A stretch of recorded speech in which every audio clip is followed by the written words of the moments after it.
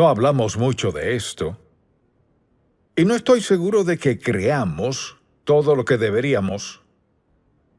Pero es muy importante que preste atención, porque nos afecta a todos sin excepción. Tal vez usted nunca haya escuchado de esto, y debe escuchar atento porque esto afectará la forma en que viva y muera. Por eso, al considerar la seriedad de este asunto, pienso en el hecho de que hay gente que lo evade. No es cuestión de preferencia, sino que hay denominaciones que eliminan esto de sus himnarios porque han decidido que no es importante, que ofende a la gente. Así que toda clase de ideas y actitudes al respecto. Pero la verdad es que sin esto no estaríamos hoy aquí. Entonces, ¿cuál es el tema? El tema es la sangre de Jesucristo. Si nos ve o escucha hoy, es probable que nunca haya escuchado un mensaje sobre esto. ¿Lo ha pensado? ¿Se ha preguntado por esto?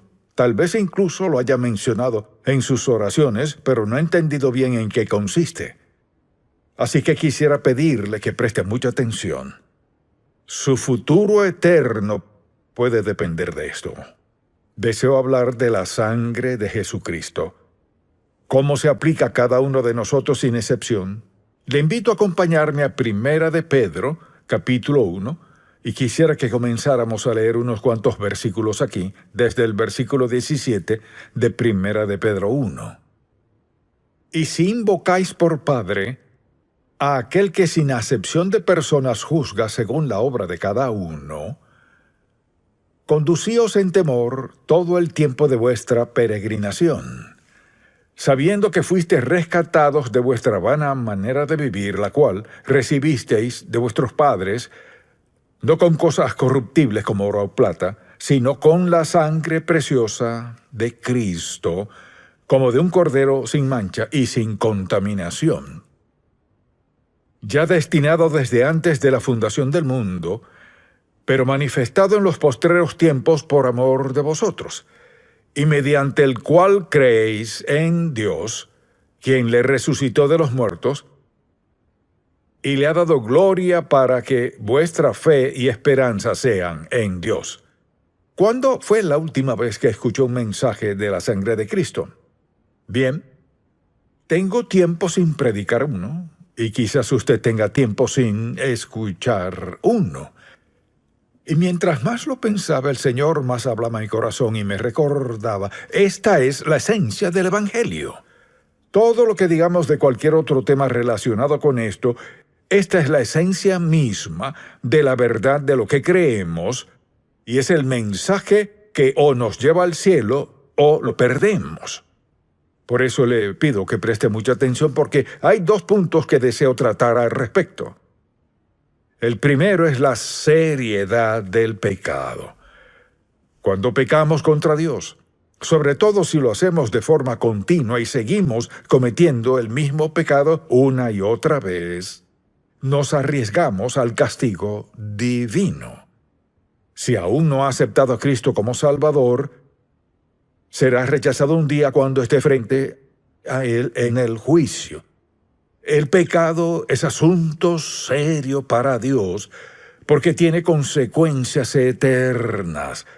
No importa quién sea que peque, no importa de dónde venga, ni cuál sea su vocación, ni su estatus social o lo que sea. Nada de eso importa. El pecado es desobediencia a Dios Santo. Y Él nos advierte desde el principio de la Biblia hasta el final que Dios aborrece el pecado por lo que hace a sus hijos y a su creación. Hemos leído la Biblia lo suficiente para saber que en toda la palabra de Dios el pecado destruye, divide, hace de todo lo que hemos mencionado. Así es el pecado. A la luz de esto, nos preguntamos, ¿cuál es la naturaleza del pecado? Y quisiera que pensáramos en la verdadera naturaleza del pecado. Hemos dicho que es asunto serio, pero ¿qué tan serio es? Entonces, la naturaleza del pecado, en primer lugar, nos engaña, ya nos ha engañado, o no seguiríamos pecando si el pecado no engañara diciendo, estás bien, no hay problema, Dios te ama, Dios entiende. Así pues, seguimos desobedeciendo a Dios y somos engañados a creer que somos la excepción a las leyes de Dios, a las consecuencias del pecado. Nos engaña. Segundo, nos decepciona. El pecado siempre hace grandes ofertas. Si haces esto, te sentirás genial. Si haces esto, fulano, fulana hará aquello. Considere las decepciones que todos hemos tenido en la vida en diversos ámbitos, pero el pecado nos defrauda porque hace grandes promesas que no puede cumplir. Tal vez su satisfacción sea temporal, pero así es el pecado. Si no tuviera satisfacción alguna, no pecaríamos. Tiene satisfacción temporal, pero nos engaña y nos decepciona. Es destructivo. Con solo ver nuestro entorno nos daremos cuenta de cuán destructivo es el pecado. Toma muchas sendas, pero tarde o temprano destruye. Destruye familias, matrimonios, destruye empleos, destruye futuros, destruye niños. Todo. El pecado destruye por naturaleza. Luego, piensa en esto. Por último, el pecado trae muerte. ¿Por qué batallo con eso? Porque quisiera decir que a menudo el pecado trae muerte después de cierto tiempo. A veces es al instante, pero lo peor es que su efecto es eterno. La Biblia dice, el alma que pecare morirá, la paga del pecado es muerte. Si tuviera que detenerme aquí, la vida sería terrible. Pero gracias a Dios no nos detenemos aquí. Pensemos en esto. ¿Cuál es el poder salvador que suscita el perdón del pecado? Es el poder salvador de la sangre de Jesucristo. Y quisiera que pensáramos en esto. Acompáñeme al tercer capítulo de Génesis. Regresemos al principio y al hacerlo verá en este huerto perfecto del Edén que Adán y Eva tenían todo a su favor, pero podían elegir, Dios les permitió elegir. Así pues, pecaron contra Dios. Dice la Escritura en el versículo 20 del capítulo 3, y llamó a Adán el nombre de su mujer Eva, por cuanto ella era madre de todos los vivientes. Pecaron contra Dios, y Jehová Dios hizo al hombre y a su mujer túnicas de pieles y los vistió.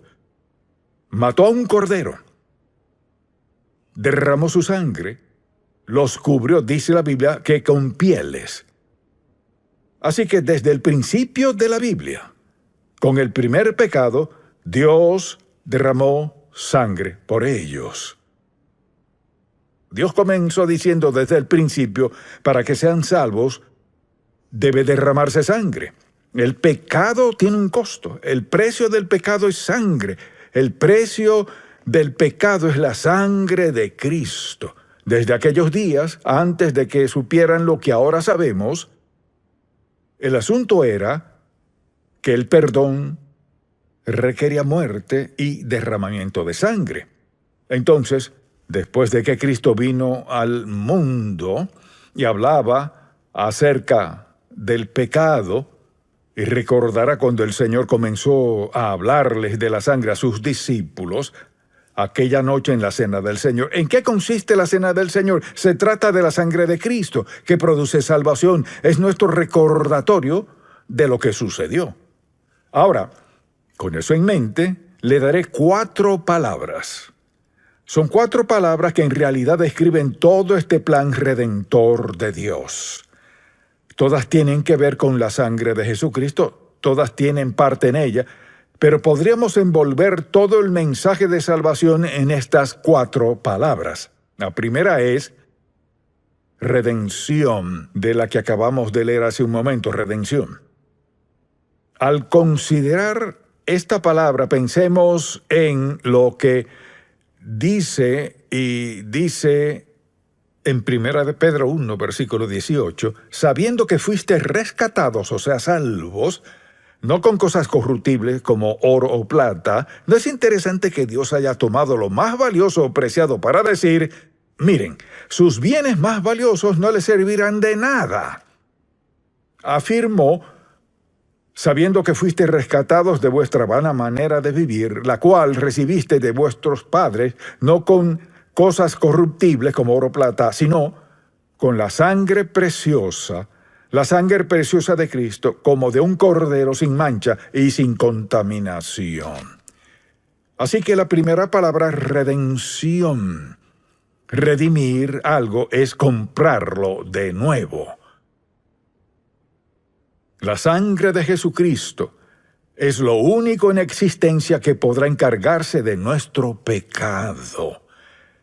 Él nos redimió, nos rescató de una vida de pecado. La segunda palabra es reconciliación. Vayamos a Colosenses capítulo 1 por un momento. Reconciliación, capítulo 1, desde el versículo 19. Escuche lo que dice. Por cuanto agradó al Padre que en él habitase toda plenitud. Preste atención.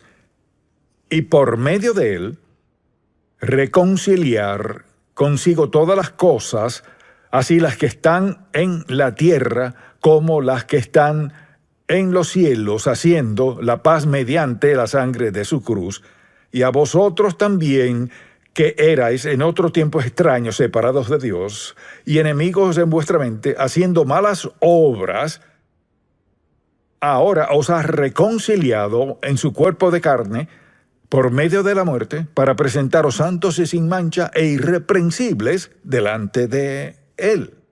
El pecado nos ha separado a cada uno de nosotros de Dios. Y quienes somos salvos, fuimos reconciliados, aceptamos a Cristo como Salvador, su muerte en el Calvario, fuimos reconciliados, así fue. Hay redención, hay reconciliación. La reconciliación une a la gente. La reconciliación une a los cónyuges que se habían separado o divorciado, y la reconciliación lleva al pecador a ser uno en su relación con Cristo. Unión, reunión y armonía. Luego está la palabra justificación. Vayamos a Romanos capítulo 5 por un momento. Justificación. Y aquí comencemos a leer en el versículo 8. Mas Dios muestra su amor para con nosotros en que, siendo aún pecadores, Cristo murió por nosotros. Así que al hablar del amor de Dios por nosotros, ¿qué hace? Va directo a la razón suprema y el precio de su amor por nosotros. Dice, mas Dios muestra su amor para con nosotros en que, siendo aún pecadores, Cristo murió por nosotros. Pues mucho más, estando ya justificados en su sangre, por él seremos salvos de la ira. Ahora bien, decimos que algo está justificado cuando se declara que ya no es culpable. O sea, cuando Dios nos justifica, Él declara que ya no somos culpables. Alguien dirá, ¿acaso Dios dice, no culpable, no eres culpable, no eres culpable? No. Es la sangre de Cristo que lo hace posible. Así que si alguien rechaza a Cristo, rechaza al único que puede quitar su pecado, porque Él es quien hizo que la justificación fuera realidad. Fue la sangre derramada de Cristo quien dice que fuimos redimidos, reconciliados y justificados. No es lo que hagamos, sino lo que hizo Él por nosotros. Luego hay otra palabra que es santificado, santificación. Vayamos por un momento a Hebreos capítulo 13. Y aquí quisiera que notáramos un versículo. Dice la Biblia en el versículo 12, por lo cual también Jesús, para santificar al pueblo mediante su propia sangre, padeció fuera de la puerta.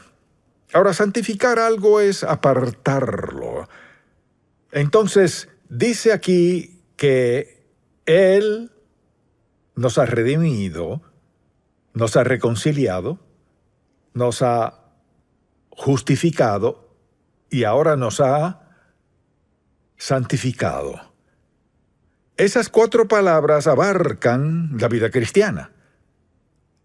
En cada aspecto de nuestra vida, ¿qué hace Dios? Confronta el pecado en nuestra vida. Veamos la santificación por un momento. La santificación es un hecho así como lo es la redención, pero la santificación es un proceso continuo. Por ejemplo, alguien dirá, bueno, si peco después de ser salvo, todo el mundo lo hace. Y Dios sabía que todos pecaríamos. Así que la santificación no ocurre una sola vez. Mire, redimidos una vez, reconciliados una vez, justificados una vez, la santificación no es una sola vez, sino una y otra vez. Por ejemplo, vayamos a 1 de Juan, un pasaje muy conocido, porque todos hemos invocado a Dios con este y muchos otros versículos. Bien, leamos desde el versículo 7, capítulo 1.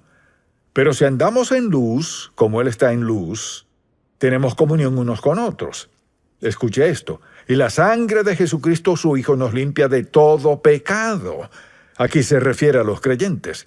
Fíjese, como creyentes, pero si andamos en luz, como Él está en luz, tenemos comunión unos con otros y la sangre de Jesucristo, su Hijo, nos limpia de todo pecado. Tiempo presente, nos limpia continuamente de todo pecado. Si decimos que no tenemos pecado, nos engañamos a nosotros mismos. La verdad no está en nosotros. Si confesamos nuestros pecados, o sea, si estamos de acuerdo con Dios en que hemos pecado contra Él, Él es fiel y justo para, o sea, sin duda lo hará, perdonar nuestros pecados y limpiarnos de toda maldad. Así que, Dios nos redime una vez y para siempre. Nos reconcilia de una vez por todas y nos justifica de una vez por todas. Vemos en las Sagradas Escrituras que su santificación es una vez y un proceso continuo. Conscientes de que no seríamos perfectos y no podríamos serlo por nuestra tendencia interna que llaman naturaleza pecaminosa o como quiera llamarlo, aún la tenemos, necesitamos su purificación continua, su santificación continua. Por tanto, podemos decir, si confesamos nuestros pecados, Él es fiel y justo para perdonar nuestros pecados y limpiarnos de toda maldad. Mire, la gente toma ese versículo tan conocido y al fin del día dicen, seguro que he pecado, y mencionan varias cosas, pero Señor, dijiste que si confieso mis pecados, eres fiel y justo para perdonar mis pecados y limpiarme de toda maldad. No lo sabemos de memoria, al acostarnos decimos, soy perdonado. Si no tomamos en serio el pecado, y reconocemos que cada vez que pecamos contra Dios y acudimos a Él a pedirle perdón, estamos pidiendo y recibiendo perdón basándonos en la muerte de Cristo en la cruz, que dio su sangre, lo cual fue el sacrificio único por todos los pecados de todo el mundo y de toda la humanidad. El pecado es un asunto serio, y es tan serio que le costó a Dios su Hijo unigénito. Así que la cruz no se trata de un poquito de sangre que conmemoramos en Semana Santa, no. Se trata de nuestro Dios Santo, quien al ver toda la humanidad, consciente de que todos pecaríamos contra Él y estaríamos eternamente separados de Él, a menos que Él hiciera algo al respecto, lo que comenzó en el huerto del Edén con la primera pareja, al expiar su pecado con su sangre, y lo ha hecho desde entonces a lo largo del Antiguo y Nuevo Testamento, y no tenemos que anticipar lo que habrá de suceder. Podemos ver la cruz. Todos, desde el huerto del Edén hasta que Cristo fue crucificado, anticipaban lo que vendría en el futuro. Todos desde la cruz. Vemos hacia el pasado. Vemos la cruz de Jesucristo. Mire, no es algo que solo recordamos en Semana Santa, sino que es a diario. Cristo sufrió y murió en la cruz para que pudiéramos tener una relación con Dios. Y aún en nuestra debilidad fuéramos perdonados porque su amor no tiene fin. Siempre fluye para con nosotros, en nuestra dirección. Entonces, al decir quiero estar bien con Dios, hay que terminar en la cruz. No hay otro lugar. Alguien dirá, no creo en esa cruz ni en esa sangre. No podrá ser salvo, morirá sin Cristo y estará perdido. No importa quién sea usted. Quizás diga, pero Dios entiende, lo que Dios entiende es esto, que desde el principio del tiempo, cuando el pecado entró a la humanidad, hasta el presente, solo hay algo que expía, paga, propicia el perdón de nuestro pecado. La sangre de un hombre, Jesucristo, cuya sangre expía el pecado del mundo entero. Ahora, alguien dirá, ¿hay otra opción? No hay otra opción. De principio a fin, este libro habla de su venida, narra lo que sucedió y predice lo que volverá a suceder. Jesucristo vendrá otra vez. Le preguntaría a usted lo siguiente. ¿Ha habido algún momento en su vida cuando tomó en serio su pecado, lo había tomado a la ligera, como si fuera un chiste arruinar su vida y la de otras personas? ¿Ha luchado con su estilo de vida de pecado? ¿Le ha dicho a Dios que es pecador y que lo necesita en su vida? ¿Y le pide perdón basándose en que su Hijo murió y pagó toda su deuda de pecado? ¿Le pide que le perdone sus pecados y entrega su vida a Él? ¿Lo ha hecho o no todavía? Si aún no ha sucedido, lo último que querrá es morir. Hasta tanto no esté dispuesto a confesar su pecado. Mire, el perdón no es barato. El perdón le costó a Dios su Hijo unigénito. Su sangre derramada es la única expiación por el pecado. Entonces le pregunto, ¿está dispuesto a pedirle perdón por sus pecados? No porque vaya a ser mejor, sino porque Cristo murió por usted. Porque después de aceptarlo como su Salvador, Él manda al Espíritu Santo, la tercera persona de la Trinidad, a su vida para facultarle a superar el pecado, a llevar una vida recta y agradable a Dios. Él nos recuerda que está dispuesto a perdonarnos, a salvarnos. Dios no nos dejó solos, sino que nos dio al Espíritu Santo para facultarnos a vivir como le agrada. Ese es el Evangelio. Un sermón. Si muriera hoy, ya habrá escuchado la verdad. Todo se trata de la sangre de Cristo. Todo es sobre su perdón, su purificación y la gran restauración que hace Dios en su vida al escribir su nombre en el libro del Cordero y ser hijo de Dios para siempre. Solo una cosa, mediante una persona, una sola vez, en toda la historia, que puede llevarle al cielo. Y es la muerte expiatoria y sustituta de Jesucristo, Hijo de Dios, quien murió por usted para que no muriera en su pecado. Ese es el Evangelio.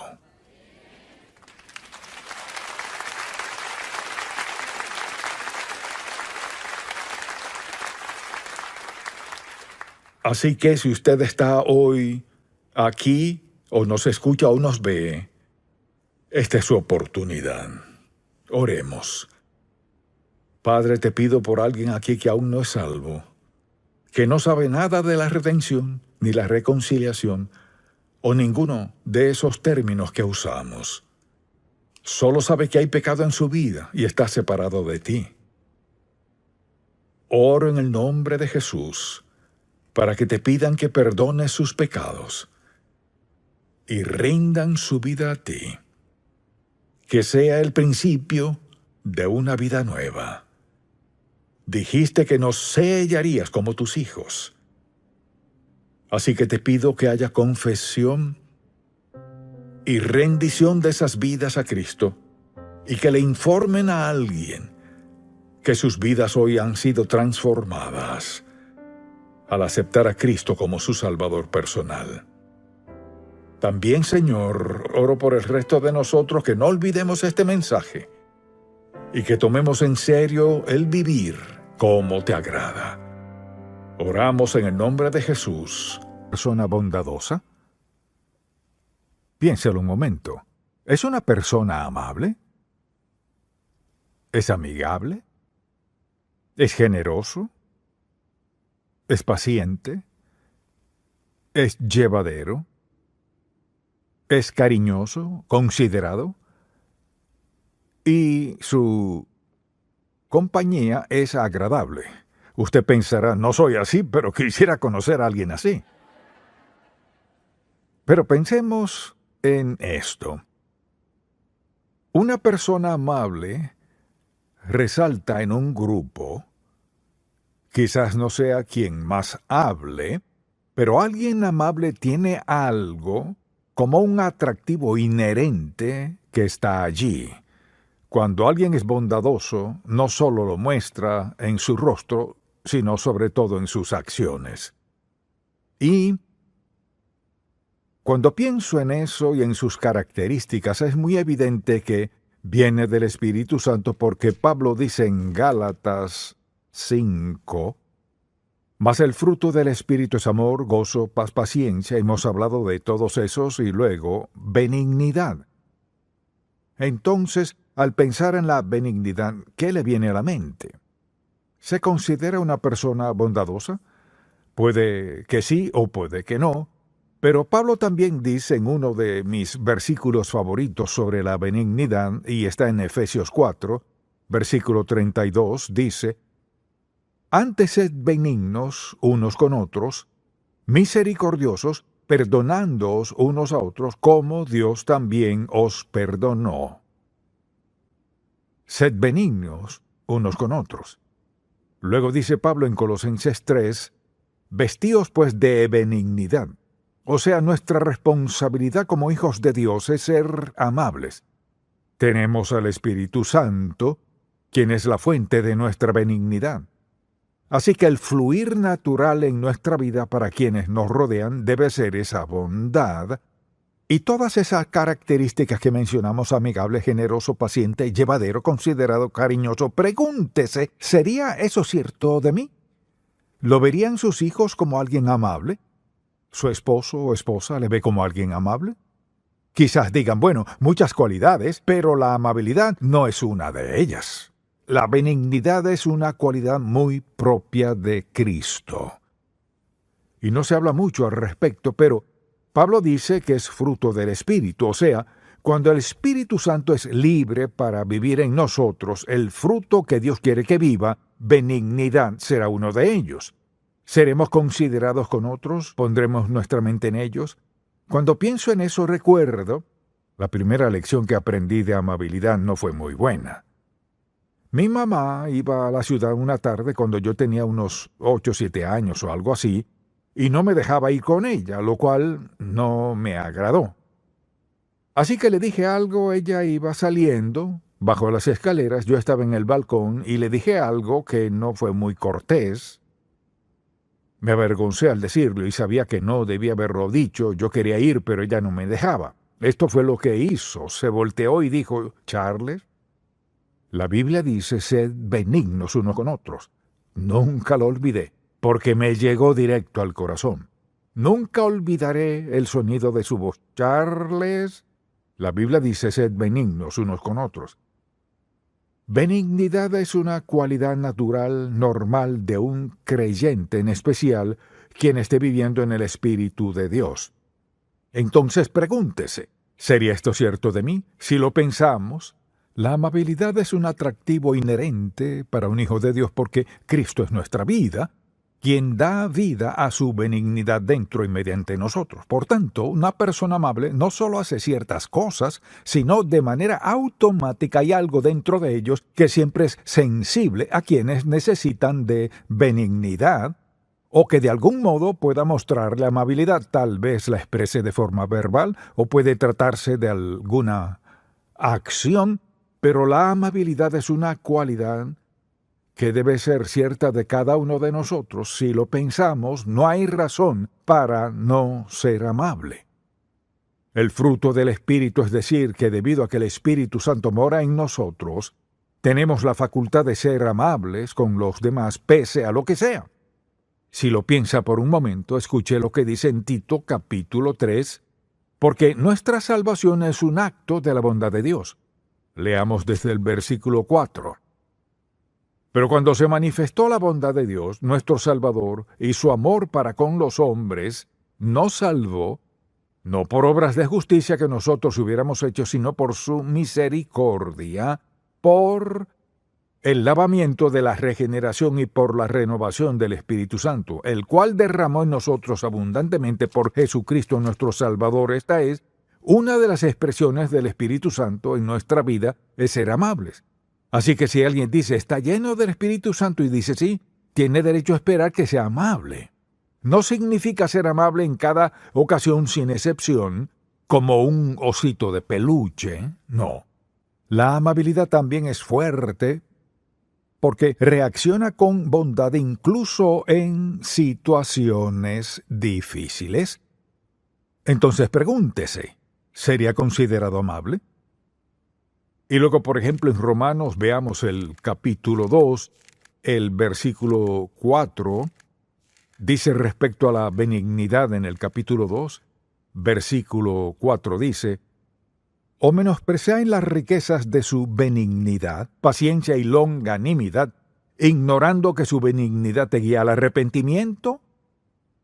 O sea, nos arrepentimos de nuestros pecados por la bondad de Dios, benignidad, amor, perdón, todo lo demás, todos los frutos del Espíritu.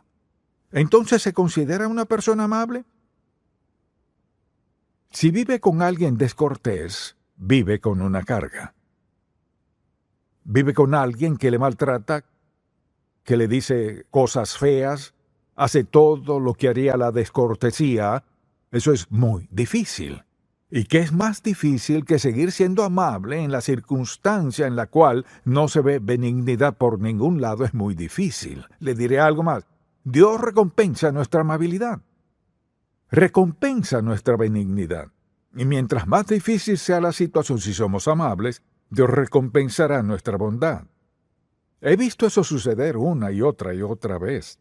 Entonces, alguien dirá, bueno, ¿qué de la gente que lo trata mal a uno y dice cosas terribles de uno? ¿Uno tiene que defenderse? No necesariamente. Y recuerdo en una oportunidad me sucedió eso. Alguien me las cantó y me acusó de algo que era absurdo. Sabía lo absurdo que era, así que me quedé allí y dije, Luego, cuando terminaron, pregunté, ¿hay algo más? Allí cayeron. O sea, no se pelea con la bondad. ¿Cómo se pelea con la amabilidad? No se puede. Es un elemento conquistador de carácter. Ser amable cuando alguien es muy descortés con uno. La benignidad no es excusa para dejar que la gente haga lo que sea. Es una cualidad firme, vibrante, conforme a Dios ser amable. Pensemos pues en algunas muestras de bondad que Dios ha expresado hacia nosotros. Bien, la primera es, Dios nos perdona de nuestro pecado. Ni uno solo de nosotros podía hacer alarde de algo que haya hecho para ganar su redención. Así que Dios nos perdona. Su segunda manera de expresar bondad es que suple nuestras necesidades. Considere con qué frecuencia ha necesitado algo en la vida, lo que sea, ya sea algo emocional, físico o material. ¿Y qué sucede? Dios en su misericordia, benignidad, bondad, ¿qué hace? Suple nuestra necesidad. Porque así es Él. Provee para nuestra salvación nuestras necesidades. También nos protege en tiempos de peligro. ¿Cuántas veces hemos pasado por situaciones y circunstancias en las que Dios nos ha alcanzado para protegernos, o a nuestros hijos, a quien sea, en momentos de gran necesidad? Y pensemos en esto. Ni siquiera nos damos cuenta de con qué frecuencia Dios ha sido bondadoso con nosotros. No sabemos quién trama algo en contra nuestra en su empleo, por ejemplo, para quitarle el cargo, el caso que sea, o en su hogar, o lo que sea. Sin embargo, Dios es bueno y a menudo nos manda una señal de alerta, como sea. Y también pensemos en esto. cada oración contestada es un acto de benignidad de parte de Dios. Nadie diría, Señor, quiero que conteste mi oración porque hice esto y aquello. Quiero que conteste mi oración porque me merezco esto. Nadie podría jactarse de eso. Dios contesta nuestras oraciones por su mera bondad. ¿Qué hemos hecho hoy lo suficiente para merecer la bondad de Dios? Nada. No importa lo que hagamos. Si lo pensamos, Dios nos alcanzó cuando vivíamos en pecado y nos perdonó de nuestros pecados, escribió nuestro nombre en el libro de la vida, nos dio el don de la vida eterna que nadie puede quitarnos. Mire qué regalo de bondad. Eso es bondad maravillosa. Recuerde que nos salvó consciente de que no siempre lo obedeceríamos. Consciente de que a veces nos saldríamos de su voluntad. Consciente de que a veces no seríamos consagrados, que a veces seríamos egoístas, a veces orgullosos, arrogantes, que a veces no seríamos aptos para convivir, y que hizo, nos salvó, y preste atención, no solo nos salvó, sino que nos alcanzó para tocarnos con su mano amorosa, divina, sobrenatural y maravillosa, para guardarnos hasta el último momento de nuestra vida cuando nos llame a su presencia. Esa es su extraordinaria bondad. Así es Dios. Asimismo, veamos sus promesas cumplidas.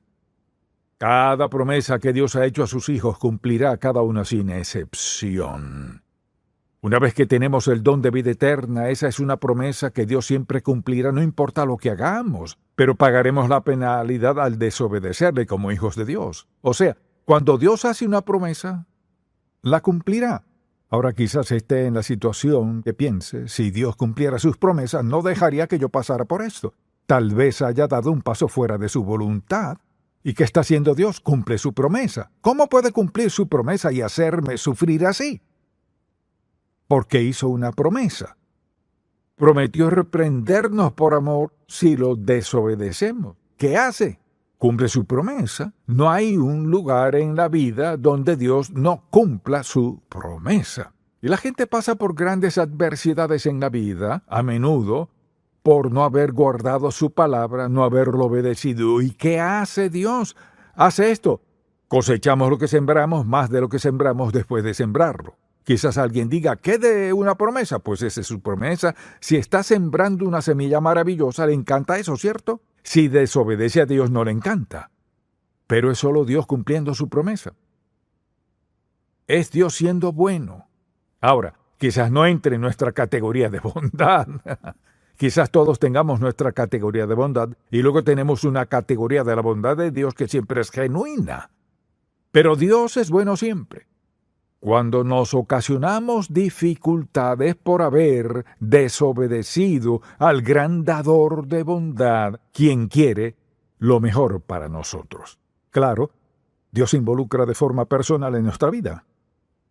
Piensa en esto. No solo Dios nos salvó, sino que nos envió al Espíritu Santo para involucrarse de manera personal en cada aspecto de nuestra vida. Se trata de un don de benignidad. Mucha atención, Dios está allí, sea que le obedezcamos o no. Dios quiere expresar bondad, le encanta mostrarnos su bondad. Ahora bien, ¿qué cree que pasaría si desobedece a Dios? Y todos lo hemos hecho. Si desobedece a Dios y dice, nadie es perfecto, olvidémonos de eso. ¿Sabe lo que haría? Le despojaría de su fe en Dios, porque nunca sabría con precisión dónde está si Dios le dejara salirse con la suya con algo. Pero la benignidad implica veracidad, también disciplina e instrucción. Implica amor, mansedumbre, amabilidad y muchas cosas más. Así que todo es parte de ello y también la promesa de su presencia con nosotros. Escuche esto, no te desampararé ni te dejaré. ¿Acaso no es eso bondad? Ahora una cosa es que alguien más diga eso, pero que Dios lo diga, no te desampararé ni te dejaré y punto. No dijo excepto, sí, ni, pero, cuándo, excepto, quién, no. No te desampararé ni te dejaré.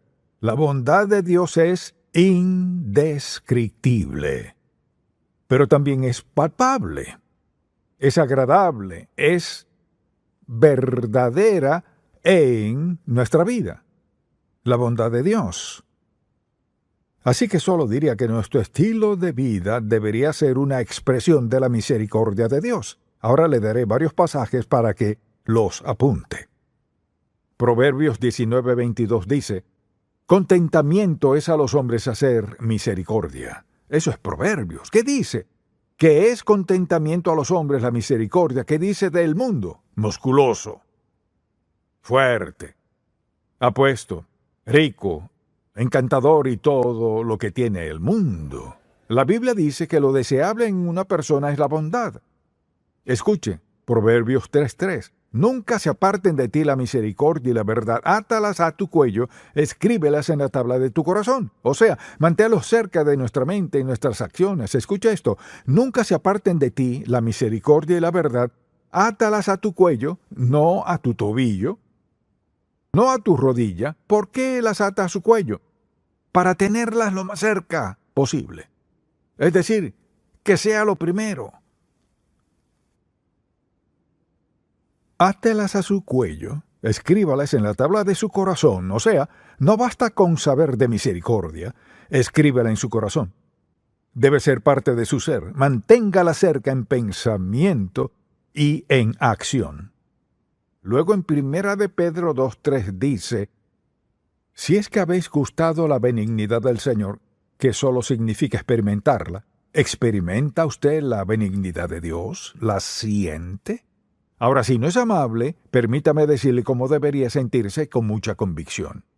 Avergonzado de sí mismo. Debería sentir que debe ir a casa y confesarle a su familia que no ha sido la clase de padre o hijo o hija o madre que debe ser. Y que le pide a Dios que le perdone y a ellos que le perdonen. Que con su ayuda quiere comenzar a ser la clase de esposo, padre, esposa, hija, hermana, quien sea, quiere comenzar a ser la clase de persona que Dios creó que fuera. Ahora dirá, eso no es necesario. Sí lo es, pero requiere que sea un verdadero hombre para hacerlo. Una mujer de verdad para hacerlo. Decir, no he sido amable contigo, en especial si le han maltratado. Decir, solo quiero que sepas que no he sido tan amable contigo como debería y quiero serlo. Si me ayudas, quiero ser amable. La amabilidad cambia a su familia. Puede cambiar sus amistades. Puede cambiar a la gente a su alrededor.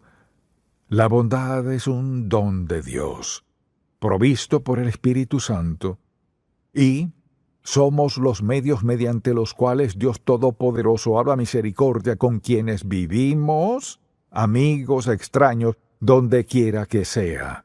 Amabilidad. Ahora, si no ha aceptado a Cristo como su Salvador, eso no funcionará. Porque Él da el don de su bondad a quienes son sus hijos, quienes lo han aceptado. Así que le animo a pedirle al Señor Jesucristo que perdone su pecado, su falta de bondad, todo lo que ha dicho y hecho, que ha herido a quienes le rodean, ya sea en su hogar, donde trabaja, donde juega. Pídale a Dios que cambie su vida de modo tal que al verle sepan que algo ha sucedido en su vida. No es la misma persona, porque Dios ahora expresa su bondad a través de usted. Padre, te amamos, te alabamos y te damos gracias por tu bondad que nunca podríamos comprender del todo.